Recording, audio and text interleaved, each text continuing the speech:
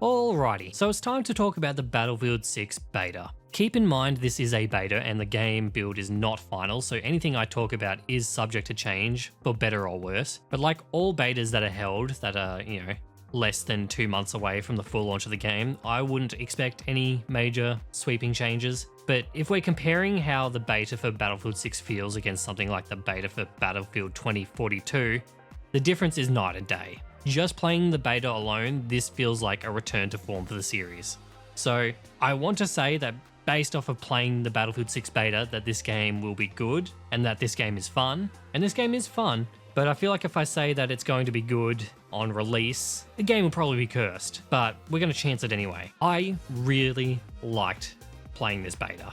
If you are a fan of Battlefield 3 or 4, then you are most likely going to enjoy Battlefield 6. It really does feel like a return to form for the franchise. And I mean that in a sense that it harkens back to the days where I actually enjoyed playing Battlefield games, like Bad Company 2, Battlefield 3 and 4. Those were the times that I remember most fondly when playing games from this franchise. I didn't, vibe much with Battlefield 1 or 5. 5 was better, but I didn't really like 1 much. And yeah, 2042 I never bought because that beta was so atrocious I couldn't. So Battlefield 6, let's start off with the good. This game runs extremely well. I was surprised that it looked and ran as well as it did, which I can't say that I've ever been able to compliment how well a Battlefield game runs on release day, let alone during the beta. I had a smooth, over 60 FPS pretty much the entire time playing. Granted, I am running this game on a 4070 Super, I am playing it on 1440p resolution, and most other big budget, supposedly meant to be good looking games have not been running this good on my rig. Like Killing Floor 3, or another game that I'll probably talk about in the future. Next up is the gameplay. It is great. The gunplay feels solid, though a lot of the guns do feel like they need vertical grips on them to be stable enough, but it's satisfying to shoot. It rarely feels like I'm losing gunfights because of game code. It's usually because I suck, which is good. It does feel like some of the weapons need to be fine-tuned a bit, especially the shotgun, which feels very powerful, but those are things that I can confidently say will be tweaked before the full release of the game. And I expect that maybe part of the reason for the beta, or 2 weekends of the beta, is to give DICE a good look at how the weapons are used. Now, the game does feel much faster paced than the usual Battlefield game. The gunplay does feel a bit snappier and twitch reaction based, but I think the fast paced nature could also be put down to how small the maps are in the beta. We only have 3 maps in rotation, and they are all on the smaller side, especially compared to past Battlefield games. With the largest map being Liberation Peak, which is a very open map that kind of just turned into a sniper hellscape. Hopefully the 3 maps we have here are not a full representation of the quality of the maps overall on offer for the full game. I can confidently say of the 3, Liberation Peak was easily the worst, not just because of the snipers, but because every game I played on this map also just turned into a one-sided stomp. And it wasn't long until I just decided that I would play Recon every time I got this map, because I couldn't be bothered playing the objective when the game was already just clearly lost after one team had just pushed past the midway point and just was able to hold that chokehold pretty much every time. And yeah, I know that's a bit of a defeatist attitude, and usually I am just a ride or die objective player, but I have my breaking points. And also it was just a good kind of opportunity to get a feel for the Recon class, which is not a class I usually put much time into in the past Battlefield games, but I also found myself really liking the sniper. Anyway, the other 2 maps were much better. I did actually enjoy these ones, but I'm a bit disappointed by the lack of verticality in these maps.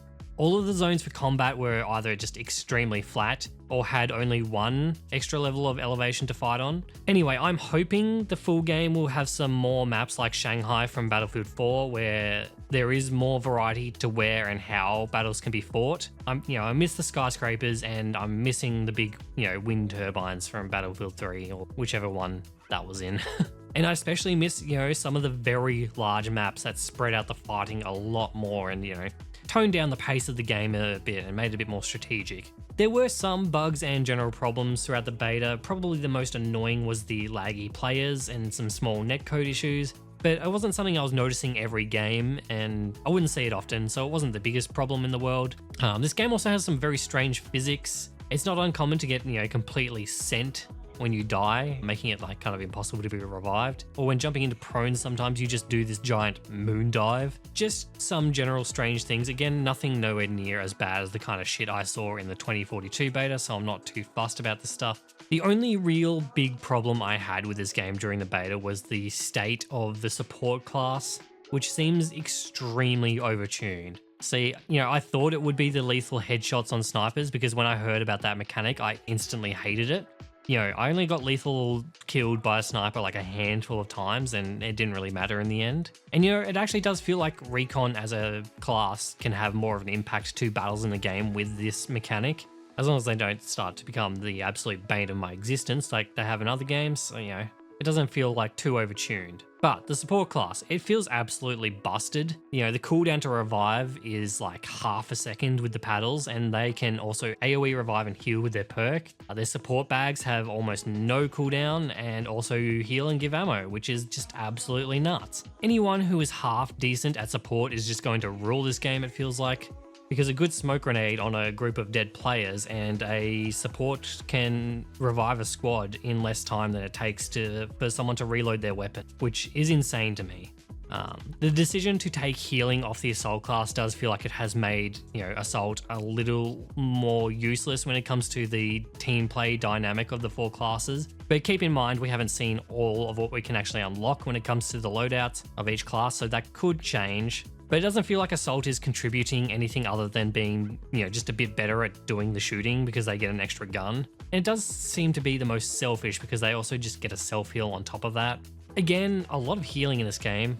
That's weird. I think some people may have differing opinions on this, and personally, whenever I played Assault, I did feel like I was doing well, so, I don't know. The 4 classes on Battlefield do feel like they're meant to work in synergy with each other, and it feels like Assault is just made for someone who wants to go off on their own and just go shoot, which was already kind of recon, I guess, but they had the spotters stuff and spawn beacons. Anyway, it's never been a perfect dichotomy, but, it just feels like a sport is overtuned and an Assault is not contributing to that team play that makes Battlefield special. Maybe I'm wrong about this. I'm interested to hear, what your takes on this might be, because game balance can be subjective. So if you think I'm wrong about that, just, let me know. I know it does feel like I'm being a bit nitpicky about this game that isn't out yet. Don't let this take away from the fact that I really do like what I played of the Battlefield 6 beta. And based on what I've played, I think it has the potential to be a very good game. I'm hoping EA or DICE don't have some hidden stupid thing that they're going to implement that's going to ruin it.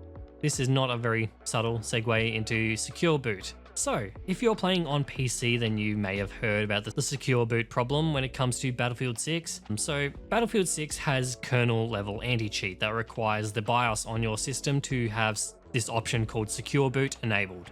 This shouldn't be a problem for maybe 90 to 95% of players. It will most likely be on default and it won't matter. And I reckon if your system is under 10 years old, you'd probably be fine. Kernel level anti-cheat in general is not something that I have much of an opinion on, but I'd rather games not have that kind of access to my system, but whatever.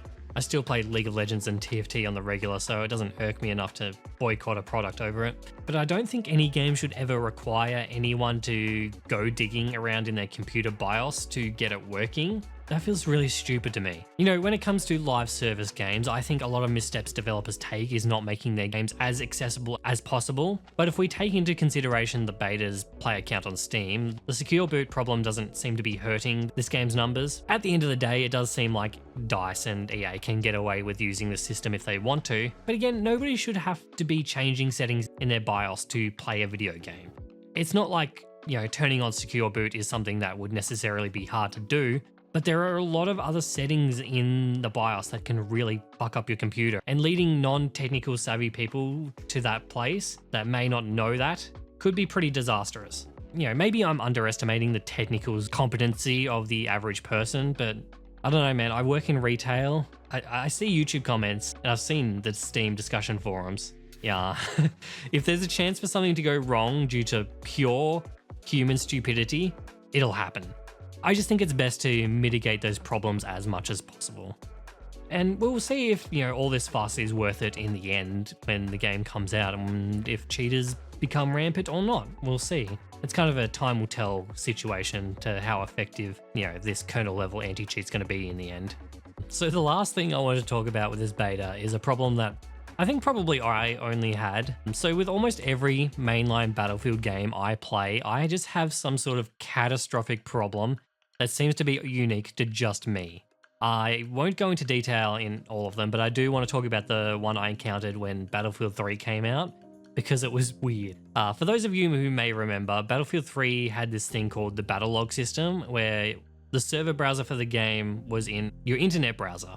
So whenever you went to join a multiplayer game, you had to launch it from your web browser. When the game came out, multiplayer would barely, if ever, launch for me. For the first week or so, I could not figure out how to get Battlefield 3 to consistently launch. And somehow, out of sheer dumb luck, I managed to find a fix for it, which was to try and join a game in Battlefield 3, and then when the game said it was launching, and then it wouldn't launch, I would go onto Steam and launch Killing Floor 2, which for some reason would push Battlefield 3 into actually opening. And to this day, I still don't understand it, but that was my fix. That's how I had to play Battlefield 3 back in the day, by opening Killing Floor 2. For the sake of time, I'm not going to go into what happened with Battlefield 4 and 5. They also had their weird problems, but they're not as interesting. But to continue tradition, the Battlefield 6 beta, for some reason, even though I had early access to the beta and my Steam and EA accounts are linked, when I launched the game through Steam, during the early access period, the game wouldn't register that I was eligible to join games. So I ended up installing the game through the EA app and launched the game from there, and it worked.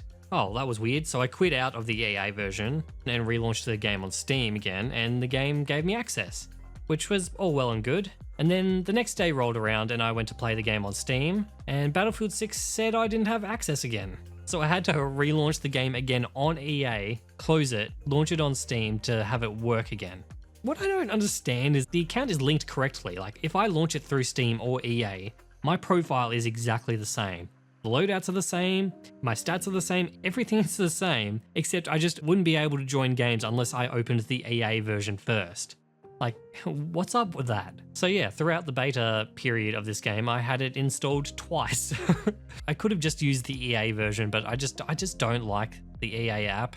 I don't know if anyone else had this issue, but this is just kind of par for the course with me. I just have the worst luck with this franchise. Anywho, Battlefield 6 looks like it's actually shaping up to be good, and fingers crossed it will be good because, gee, that price tag is pretty hefty. But I'm excited to play some more of this game next weekend when the beta opens up again. And if you are, feeling that nostalgia for the Battlefield 3 and 4 days, then I do think you should also give it a go during the beta while it's open to everyone. Give it a try before you buy. Actually, don't buy yet. Don't pre-order. Don't do that. So that's all I have to say for now about the Battlefield 6 beta. Thank you so much for watching, and if you liked this video then please leave it a like and consider subscribing if you're new. And if you've played the Battlefield 6 beta then please let me know what you thought of the game. I'd be interested to see, what other people's takeaways from this beta weekend have been. Many thanks to my YouTube members Controlled Killer, Yellow, Melodia, Jingles, and Methlike. You absolute legends. If you think my content is worth supporting financially, you can do that via a YouTube membership. Perks are on the screen. I also have a free to enter Discord as well as a Steam curator page. If you want to join any of those, links are in the description below. Thanks again for watching, and I will see you all next time.